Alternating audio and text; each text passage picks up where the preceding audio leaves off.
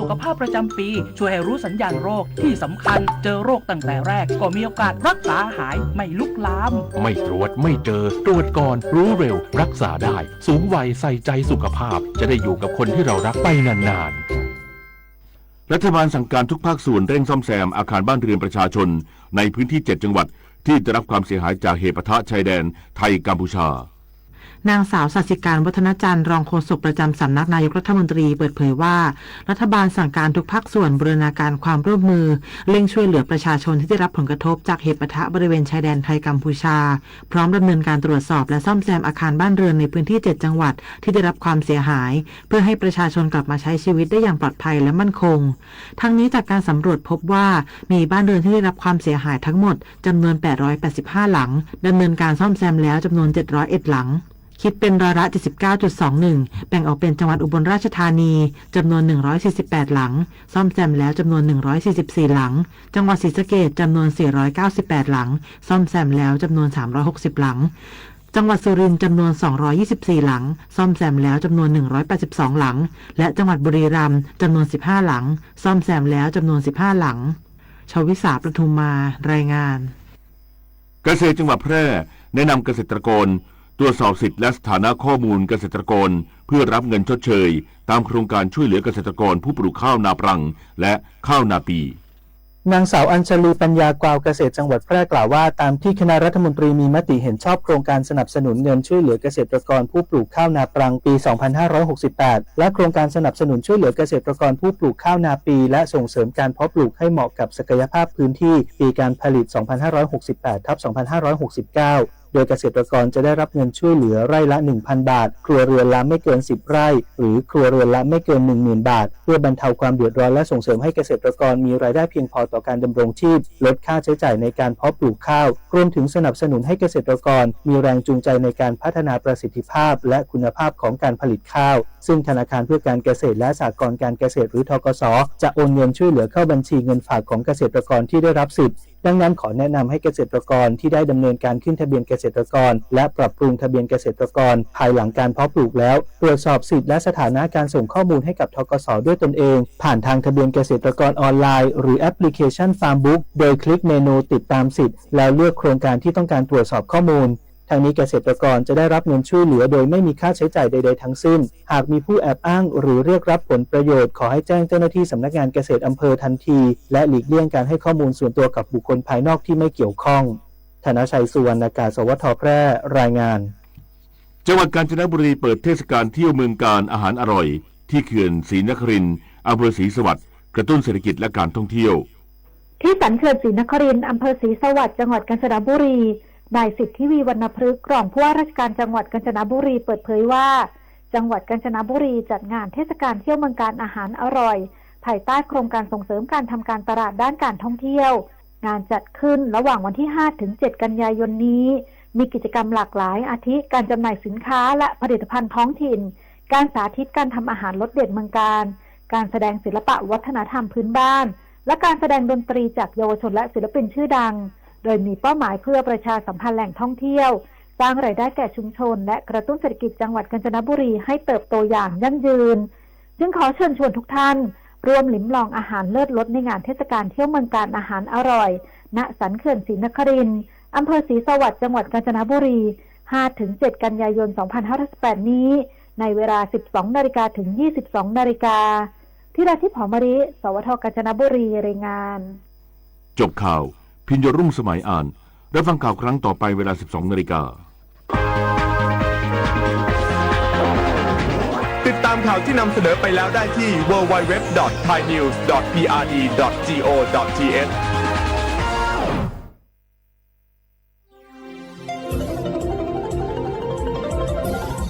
วิทยุแห่งประเทศไทย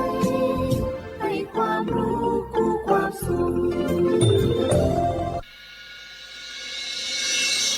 สถานีวิทยุกระจายเสียงแห่งประเทศไทยจังหวัดเชียงใหม่ AM 1476 กิโลเฮิรตซ์สถานีวิทยุภาคภาษาชาติพันธุ์แห่งเดียวในประเทศไทยที่มีความทันสมัยเชื่อถือได้สร้างอัตลักษณ์กลุ่มชาติพันธุ์สู่สากล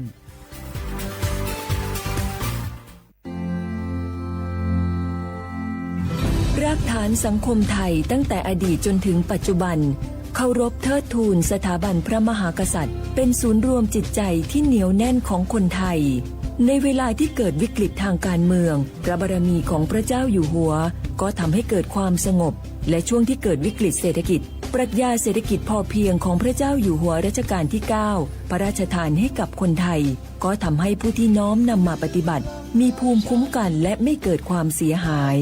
พระปฐมบรมราชโองการของพระเจ้าอยู่หัวรัชกาลที่ 10เราจะสืบสานรักษาและต่อยอดและครองแผ่นดินโดยธรรมเพื่อประโยชน์สุขแห่งอาณาราษฎรตลอดไปพระมหากษัตริย์ไทยทุกพระองค์ทรงห่วงใยราชเสมอสถาบันพระมหากษัตริย์ไทยศูนย์รวมใจไทยทั้งชาติ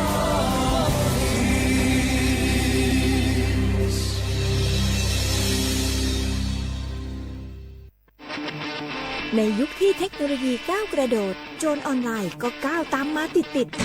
สื่อออนไลน์เปรียบเสมือนแหล่งข้อมูลชั้นดีของโจรออนไลน์เราควรใช้สื่อออนไลน์ด้วยความระมัดระวังและป้องกันตัวเองจากโจรออนไลน์ด้วยคาถา3อย่า 1. อย่าโหลดแอปจากแหล่งอื่นๆที่ไม่ใช่ App Store หรือ Play Store 2. อย่าแอดไลน์คนที่ไม่รู้จักหรืออ้างเป็นเจ้าหน้าที่หรือหน่วยงานต่างๆไม่ว่าจะเป็นจากรัฐหรือเอกชนและ 3. อย่าสแกนใบหน้าหรือให้ข้อมูลส่วนตัวในแอปที่ไม่รู้จักเด็ดขาดที่สำคัญควรท่องให้ขึ้นใจว่าธนาคารจะไม่แนบลิงก์ทุกประเภทผ่าน SMS และอีเมลรวมทั้งไม่ส่งลิงก์ขอข้อมูลสำคัญผ่านช่องทางโซเชียลมีเดียยกเว้นกรณีลูกค้าร้องขอด้วยตัวเองเท่านั้นด้วยความปรารถนาดีจากสำนักงานประชาสัมพันธ์ที่ 3 กรมประชาสัมพันธ์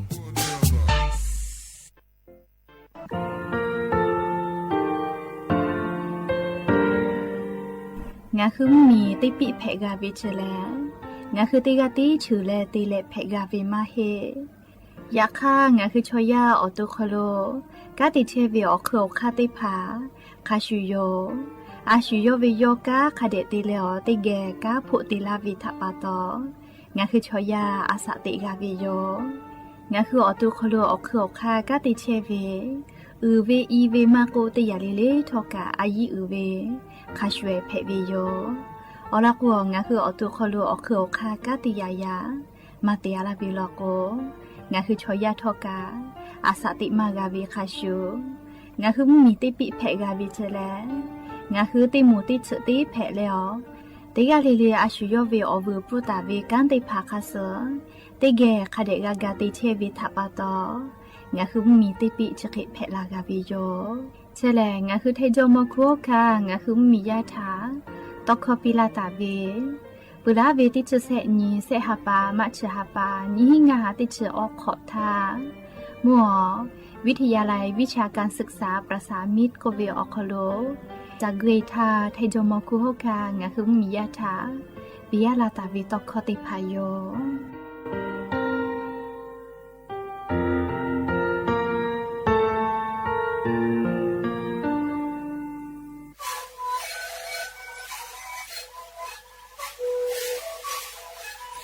นี่คือมันคือยาแก้เชื้อเวออกเข้าเชื้อแล้วหัวข้อก็คือออกดีแต่ว่าที่ไหนเอ็นมาบ้าเต็งที่โอหาสิเขาตัวเธอเต็งเลี้ยงหลอกเอาพ่อเอายาแก้เชื้อได้มาเลยและได้ชิ้นมาเลยแล้วถือว่าเอายาที่มาใช้แต่แล้วก็มาชอบขยันเต็งเลี้ยงแล้วหัวข้อก็เชื้อเวอและมาแล้วหัวข้อก็คือสมองมาข้าวโพดในเดือด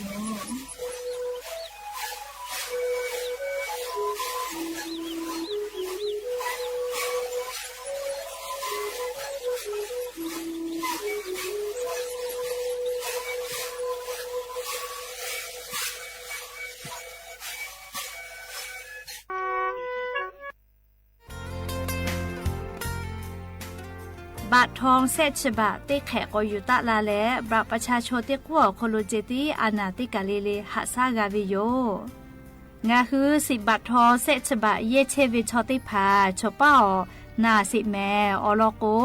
งากูไกตัวเวอเจชได้พาแลโนฮือนาลาโกลาวิทยาธานาเชยอคโลโนฮือนาวิโกวิติพาจะหาไซวิทยาธาขกะเตคาโลกาหาซาเพวิเจงาฮือบาประชาชนติกูเยเวอคโลเจติและชดิคือเวอย่างาฮือขะเคกะเตไกตัวเวอคาติพาทานาตาสิแม่ออลเตยาแลงาฮือบาประจำตัวประชาชนติพานี่ฮือ10 บาททอยเยตาเวอติอคโลยูปีและติปอตินาวิโกเวพอแต่ญิเลหาซาไกเพวิโยเชเวอคู่กาอาจุยารัฐบาลเวนะเชเยมาหิกาอิกาโชติพาอคโลกางาคือเชซาจอซาพ่อเวสปสชจ้าดะและปอตาเวนะเชเยติพาอคโลกาโนคือลุยและจะหาซาเพวิโยไม่ให้เลกาวุสทากาเคียวติพาอยู่เพวิโยจะได้คืองาคืออโปซาจาเวแลแอปพลิเคชันหมอพร้อมไม่กาแอปพลิเคชันเป๋าตังอคโลเคียวติพานะเชเยมาเกหิทากาเคียวอยู่เพวิโยยากจะได้คืองาคือออนไลน์พ่อเคียวอยู่เพเวนะเชเยคลินิกติพายอเวอแมอคอนอแลสปสชเกลปอเวลโกอบอุ่นก็เวจอวิโยแคโกคลินิกเวชกรรมชุมชนอบอุ่นเจจะได้พ่อวิคลินิกอคโลกาแพทย์เวลแมคลินิกทัตกรรมชุมชนอบอุ่นเจคลินิกแพทย์แผนไทยชุมชนอบอุ่นคลินิกเทคนิคการแพทย์ชุมชนอบอุ่นคลินิกพยาบาลชุมชนอบอุ่นไม่เลกานะเชฮอกเกิดใส่ได้เผาอคโลกาสปสชปอตาเวลโกงาคือลุยและหาซาเพวิโยงาคือไงคลินิกจะได้ผ่าสปสชคโลขกะปอวิติพาชกาเวลโกเว็บไซต์สปสชคโลลุยเลนกับเพอไม่เลกาสแกน QR Code และงาคือสปสชเกอปอตาวินาเชเยกะโชติพาปอมาปอวิอเมติพาเชนิเพวิโยแต่ก็งาคือบัตรประชาชนติกุฝาและนาเชเยอตีสปสชปอตาเวอาจุยารัฐบาลเวมากกว่าเอกชนติพาคโลกางาคืออเป้านิจาเวคลินิกติพาเตเลนะเชฮอกเกิดใส่ติพาคโลทักขไกกางาคือเย็บเพวิโยอยากข้างาคืออาจุยารัฐบาลเวสยอคโลลาเวลโกกาบัตรประชาชนติกุเจติอยู่ลาและงาคือเชซาโจซาพ่อหาซาไกเพวิโยงาคือนะเชติพาอยู่เวลโกกาเลือกไกตัวเวอคาเซคาจอวิโยอลอเตคาแลนะเชเยอคโลเวนะเชปิกอติอคโลติปอติลอเลอยู่เกาะลาเวนิพอติพอลโกโนคือเยเชกเป้าเวนะเชปิกอติอคโลอยู่กับเพวิโย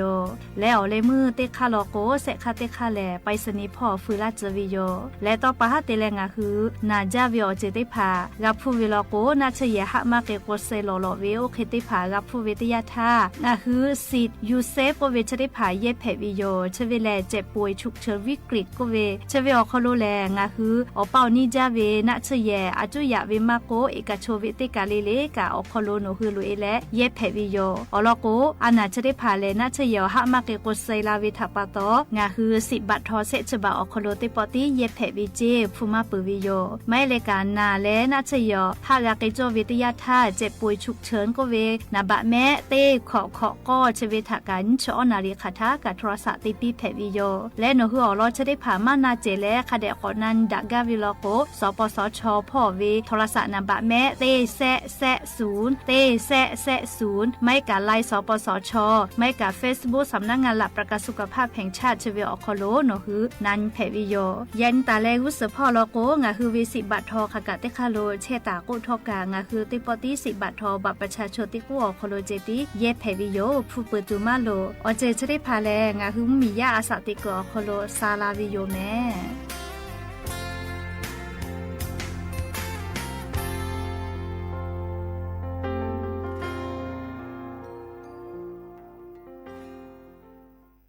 โอลาสนาเวอนาทกะสปสชหะซักโฟตอลากาวิโยบัทอทะเยเลโอลาสอนาทะเตนีและหะซาลาเพวิโยและโอลาสนาเวโอเลมือติแขกาวิทอมอนีและกูเปขอโอลาสทะชิบาลาและอัตโนมัติเวอคือทะเยและชิบาลากาวิโยอะขอเชและชิบาเวกะโอลาสเปปาเวกะเพวิโยเจจาดักคือนาบะเตเซศูนย์สปสชเขเตเจใหม่ศูนย์งาเซนิหิงาเซงาสูต่อพ่อเวเตขอ00นิมาสิอานาพ่อเวเตเซนิเซทะยาเอเตเลชมอติกาลิเลจาดักเพวิโยเจแม่ งาคือจังหวัดจิ้งใหม่ออกข้อต่อเกือตีออกคโลโฆษณาติผาคือกาเวลโกจ้าดาลาเพวิโยอลโกงาคือจิ้งใหม่ออกคโลเวสถานีวิทยุกระจายเสียงแห่งประเทศไทยจังหวัดจิ้งใหม่แลออกข้อต่อเวสายาติผาสู่ไกเวกาวืจ้านอฮือและโฆษณาติผาคือกาเวลโกจ้าดาคือโทรศัพท์นำบะแม่0 5 แซนี่สือขอ0ขอฮีมาเฮเลกะ0ก้อนี่อ้อขอฮีง่าสือก้อโทรศัพท์นำบะชเวทะจ้าดาและโฆษณาติผากุลาเพวิโยเตขอลีลีมุยิคลอยากาลาโกปุจักกติผาเปจาวิโยปุจักกอเลปุเวลาตาเวอานาติผาเลไครัวอานานาพืออานาเชื้อไวรัสซิก้าอานามาโกโรคปวดคอยุงลายก็เวชริผาปุจักกอปุเวลาตาเวอานาเพวิโยและปุจักกอชริผาเลตาวาตาคือกะจาเวปุจักกอเพวิโยชดาปตองะคือเตกาลีลีกับปุจักกอปุเวลาตาเวไครัวอานาชริผามากะเพกิตุงะคืออตุถะปุจักกอตาฉิจืงาคือเชตาวีเยคอโลปุจักกออูเลอเยพิกอตีมากะเพกิตุงาคือเยคอกะคอมาโกอากาจพอโลกะดะเกตุเวอเจติผากะเดตินหะซาว่าบาตาวีทั้งขยะติผาโลโกกะอหุคาเดบุและอากาจโลอิกะตุตาวีติผาโมวิโลโกขับเวจมุนาบอิกะคือเยเวติผาโลโกอหุคาเดเบเยอโลโกปุจักกอติผาเลอิกะเกเลเวอคโลอูเลอเยติผาพิตอลาวิโยชดาปตองะคือปุจักกอเชกอติติผาทะกากุจบะปิวิโยและปุจักกอปุเวลาตาวิไคโลอานาเพวิทยาทาญิตาและสุญญเวอยาชอคโลแลอตุหนาชนากะนาชินาและจามากาโดมากาเลพิพิยอติผาเตเลกางะคือว่าละโอเมฟัวสอสูญิแลติผาตอลาวิโยติผาพาเลนาจาลาโกพิตอลาวิกะสติผามาโกอากาซุวิกะสตอลาเลนักขสติผากะตอลาวิโยและงะคือเลอนาวิโอฮิติผาจะเคตอลาวิโลโกมอสลากุเกโลไกและหาจะหาไซอลโกไคโลอานาชติผาเลนัชดอมาเพวิโอจิจอวิโยยาเกปัวติผาเอสไพรีปอตาวิมาโกไฮบูโปรเฟนติผาปอตาวิชเลไคโลอานาเพวิทยาทาดอเลหาซามาเพวินัชโยอลโกนัชชติผาเลอตุคโลสกะติตอลามาจูจติปิวิเจไคโลอานาเพวิทยาทานัชเยอไกเลกะจะหาซาวิโยปุจักกอปุเวลาตาวิไคโลอานาชติผาเลนี่คือนากาเลฝาปื้อเวลโกไคโลอานาชติผานี่คือเกโลโกไกตุโย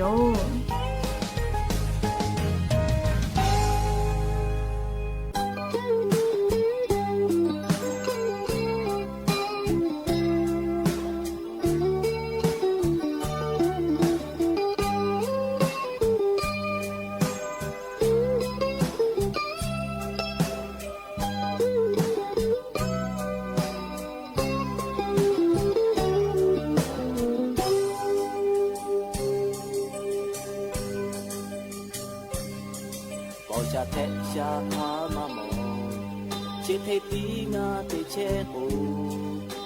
นาเวเยอากาเมื่อใส่ที่เฮงายาปามอตอจีกาเวงายามี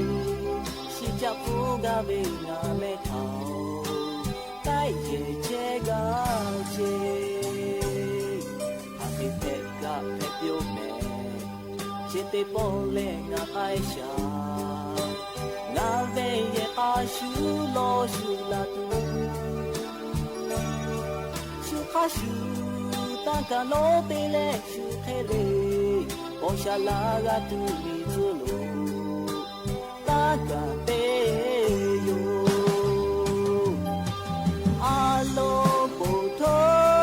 โอชาลากาเฮโดเลชูเกโลchicha nga le te ve chite pole me o alaga shu na bu tho ne sha be ja za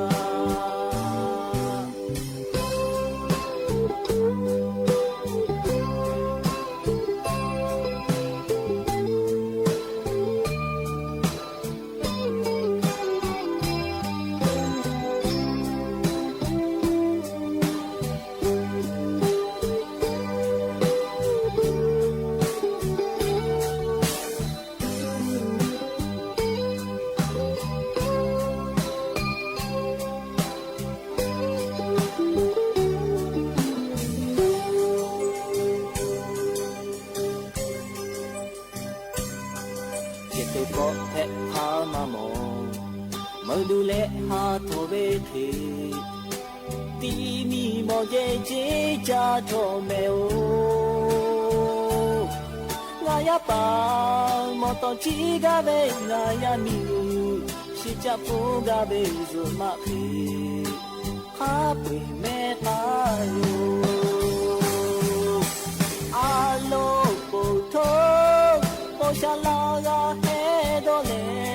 ရှုကလေးချာချီချာငါလက်သေးသေးချစ်တဲ့ပေါ်လေမဲအိုအလာကရှု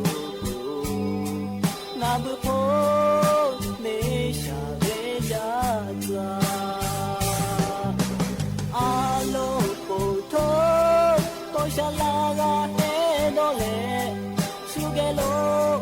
ချာချီချာငါလက်သေးသေးချစ်တဲ့ပေါ်လေမဲအိုအလာကရှုနာဘဖို့နေရှာရဲကြသာ တ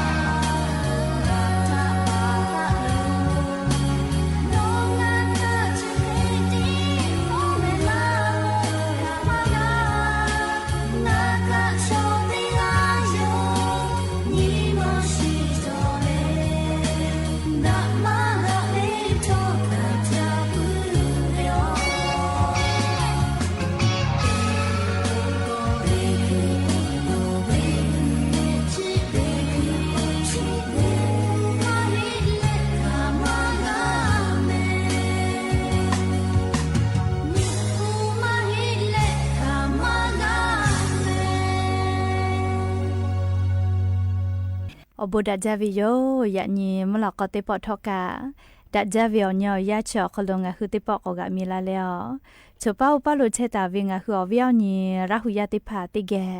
ไรกาอบูดาจาคลงะคือติแกอคอกะกอกะดักเชวิทปาตออลอเปติกาลิเลทาตาอุยอยาวิโอคลละเซจาเลอไรกาอบูดาจาคลหะอยู่ลาวิโยแมหาวิโอวิโอนีลาหุยะขะพ่อเชพ่อลุเชตาวิขะคิเพเชเลติกาลิเลกะจาเมโดเมซเมกาเมฮาเลดอซาปิเมจุดิเจวิโอยากะนี่คือไทมิงกอคโลแลมุยิคออยามาปุฮิวิทาปาตองะคือติกาลิเลกะอเจ้ายาคาสเพตอลาเชเวอันนาอากอติพัทะนี่คือตอดะแลปูกากะกิตุติกาลิเลทอกะอาชุยอโตยอยากะทะคะเดญหาซาดักอิสิแมและยันยิเวอยาแลจุดิซอคโลกะสเปขอนี้ก็กะมีลาเปยะนี่แลก็ฮาปาเซเทบะฮาปาคโลยะนี่ฮาปาสขอนี้ยะนี่แลลั่นเพวิโยและจะขอทอกะนี้ฮีนี่ชงะขอสขอฮาวิโอวิโอนี่ละหุยะติพาโอเตนี่เลมุลกอวิโอยะติชุเตนาลิตาเลซากุมรกอเตชุนาลิทาคาไกเตนี่เลงะคือละหุคอไรกาอบุดาเจ้าคโลตอกเลเทวิโยวิทยุเรดิโอ AM ติฮิโอฮาสติคกิโลเฮิรตซ์เตไลพอปุตาเลกะนิพอติพอแล Facebook Fanpage สวทเชียงใหม่ AM 1476พอกะไลฟ์สดติตอกเลเทวิโยลูลาเลกะกะกะมอวิชอติพาติแกละหุคอพอนาเลนี่คือละหุชอจิทาโอกาปิดาวิโอคโลติแกกดไลค์กดแชร์ติแล้วโอกาปิดากิสิแม่และยันยิมุลกอวิโอยาคโลทอกะยูเวลาตาวิโอบูจอวิโอลอติพาตาเลกานิมาซาตุลิคอติพากะยูเวลาตาวิโยออคือเปิดตาแล้วออเลมือทักขะไกติแกเชอะและโอกาปิดากิเพวิโยเฮกว่าจะขอเวียวยาวคโลกาลิงะคือมียาติพัทกาสติตาจอเวแลผู้จักขอผู้เวลาเวเลียไข้รัวอานามาโกนะพืออานาไข้มาลาเรียอานาก็เวจะได้พากากอลาแลลิมีจืพอกะเถกอเพเทียวจิแมอเวียนี้ราหุยาติพัทกาติกาลิเลกาจะได้เจอเวียวยาแลนี่คืออตุถาผู้จักกอตาฉิจืผู้จักกอมาฉิจืเวียคู่กาอายิอุจาเวเลผู้จักกอเยพีและมาลากูออตีเตผาฐานาลีกามุยือเตือวิกาฟูกูคือเยเวเตผาทอกาอหุคาเดแบแม่อลโกปุจักกอเสมาชิฮิแน่กูทอกาลิงะคือชอยาอตุลุชูหูหูเวถาเลอาสาติสุกาวิแม่เรียกกงะคือเตกาเลนี่คืออตุถาปุจักกอมาชิจเวอคูกาปุจักกอเชกือเอาติเตผาคาเดกุจบาอากาจมาโกเลเยกาคอทอกาเกเกเลคาเดติเชมาดะเกวิทยาธา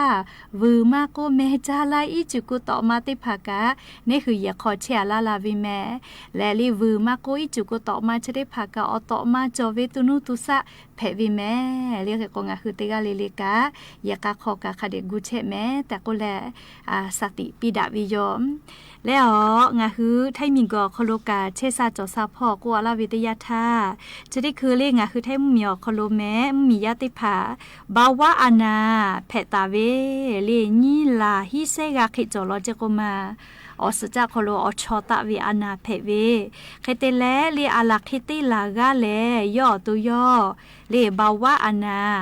อสจักขอชอจอเวแต่เลมาชิมาจอเวทัปตอนาชมากาโดเลมากาหาซาวิกาอาลักคิติลากาภะขิจอลอเจจะดาปตอเลงะคือไทมิงกอคโลกาจะได้คือเวอยาคโลเลอาสาเซชขอคู่ใต้ลาวิทยาธาเลอานาจะได้พาถากาเตนิเวโยเลเชซาจอซาพอเวียจาดาเวอานาจะได้พาชอมาเป็นดาไกปื้อเลโรเอ็นซีดีออมูก็เวนะเฮกว่าเมาเวงาคือเลจ้าเวดอเวติพาเชวิจอเวอาสติคาติพาถาจ้าดาลาวิเจเฮกว่านิเวตยาทางาคือไทมิงกอคโลติพาเลเลชูดอจดอโอกามาจอ จามาใจเวนะเลในหัวตูลูเวอาเกจามาใจเวเคเตโกเลวูปีตะแลกะกึแลแพเวเลวูปีกึแลเวชแลก็ตูจาเวอานาออคัสไลจือก็แพลาปุวิเจยาหัวเลกึแลไกเวตโกฮาเลตุนะเลอยากให้ยามาปอปเปื่อเตเลกึเตลาเวลโกแลเชซาจอซาพอดอหาตุจอวิโยจิเมเลอลโกไกปเตกึแลเชเวคัสเลแพลาตุเวอานาอามาจอเลโกโกเลอสมเวอานาเจเลอสเจ้าคโลชูจอเวอานาเลอสเจ้าคโลชอจอเวอานาบาวะอานาเลอสมเวอานาไขมาเลในเส้นเลือดก็เวนะจะได้พาเตโกนิมัสอานาก็แพไกปื้อเวจิแม่เจบุญยี่ห้าวิอยาวคโลชมชอแกติผาเจตีบาวะอานาเพวิมาฮิโลจิแม่ยันเนอาสาติชงะขอโควิติมูกะบาวะอานาก็เพอโลเจเลขก็งะคือติกาเลกะอายิติจอโลเลอโลกอานาจะได้พาเพลาวิทยาธาหาซาเลในชิตุวินะชมาจอเจเลเพลาวิโลโกเลติจุยเลนะชกะโดเลกะหาซาเกวิแม่เคก็ตุจาวิโยเลติกาเลกะมาเพลาหิทาฟาวิและเพลาปุขโนกะกูเวอาเกดาตุโยแม่โอ้ย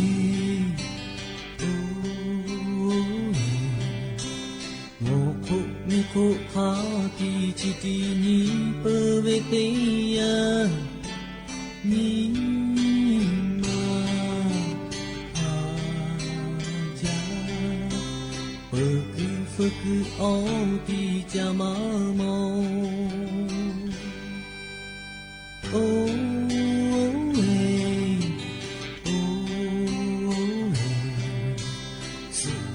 เจโคปิโอลิงาเอติเคฮาเมเชฮะเวโอชอเอตะจาเชโอฮะเวโอชอเอโอ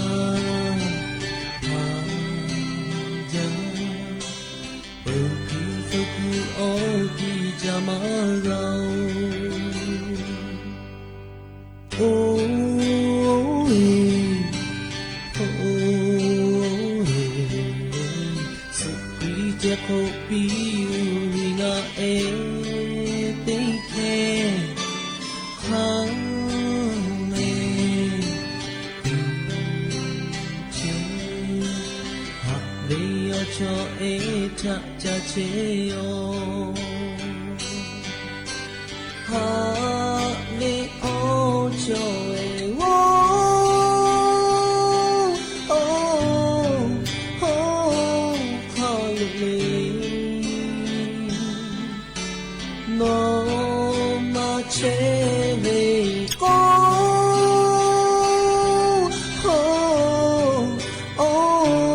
มีมาหา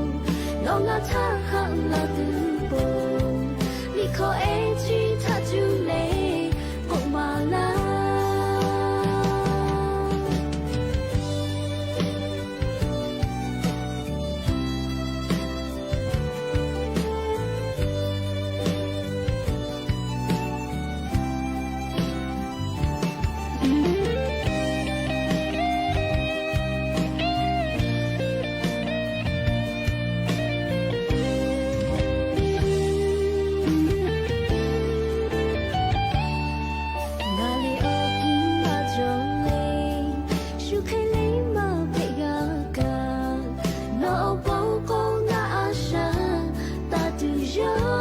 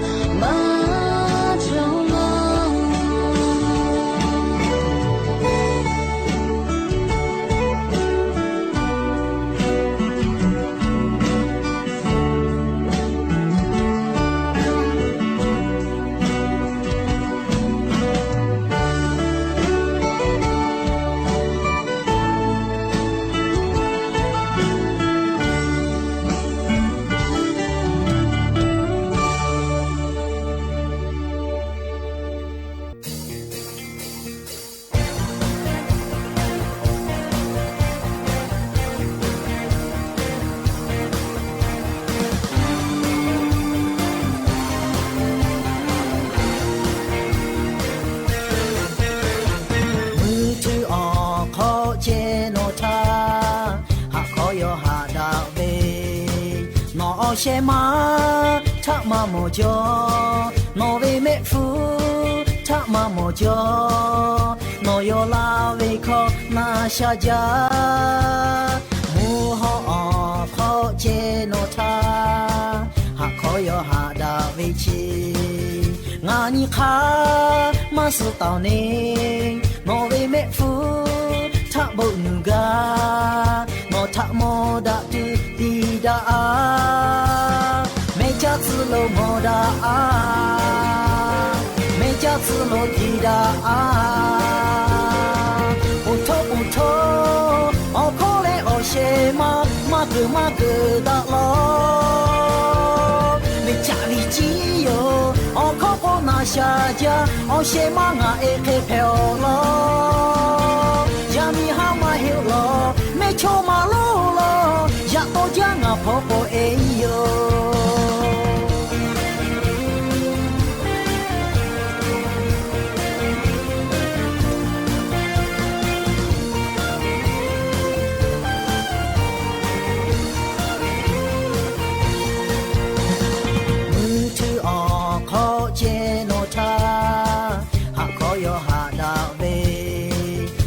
เชมาทักมาโมจอนอเวเมฟูทักมาโมจอนอยลาเวคอนาชาจามูฮอขอเจโนทาหากขอยหาดาเวชีงานิคามาสุตาวเนนอเวเมฟูทักบุนุกานอทักโมดาตุดีดาเมจัตโลโมดาเมจัตโลดีดาอุทอุทอโคเลโอเชมากุดาโลเมจาลิจิโยอโคโคนาชาจาโอเชมางาเอเคเพโอโลยามีฮามาเฮโลเมโชมาโลโลยาโตจางาโพโปเอโยปุโทโอโคเลโอเชมากุดาโลเมจาลิจิโยอโคโคนาชาจาโอเชมางาเอเคเพโอโลยามีฮามาเฮโลเมโชมาโลโลยาโตจางาโพโปเอโยยาโตจางาโพโปเอชา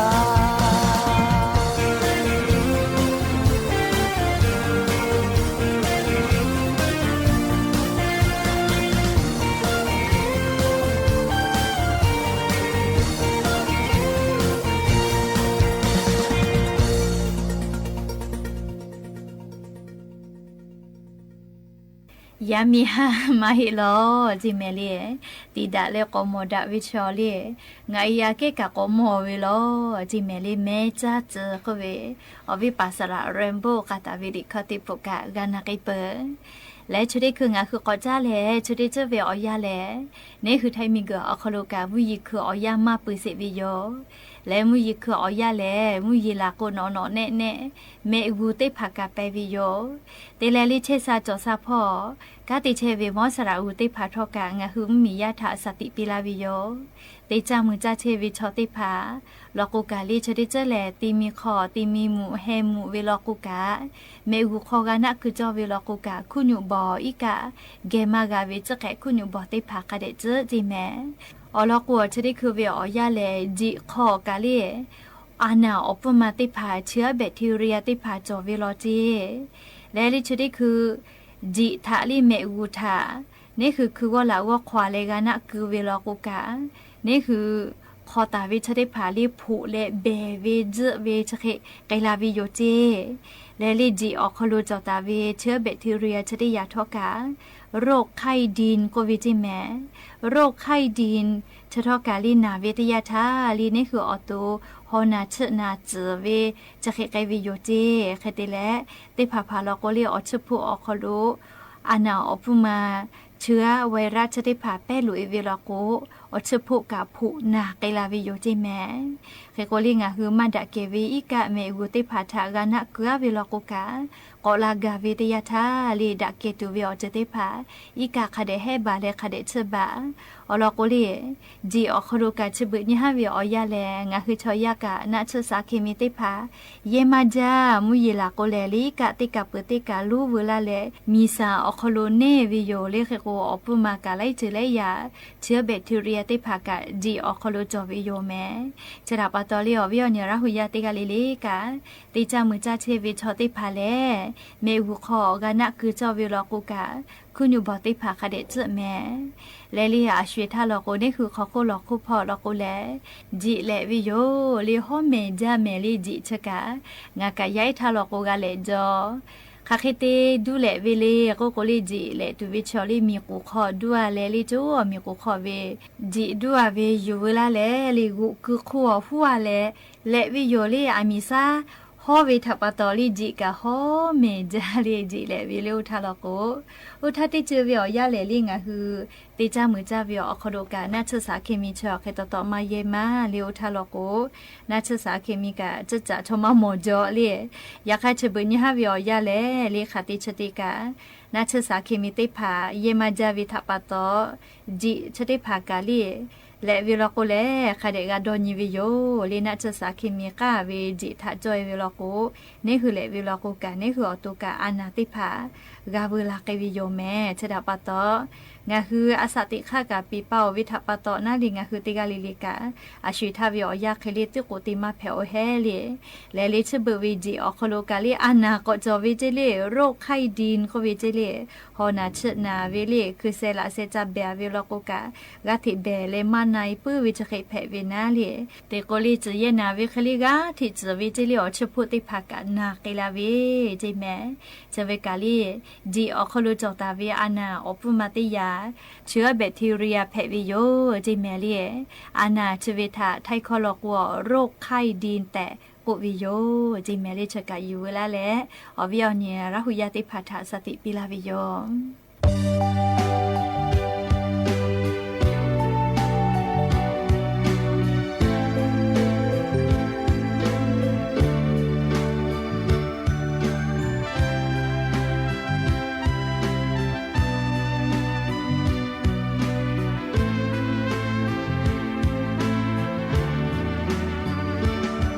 subscribe cho kênh Ghiền Mì Gõ để không bỏ lỡ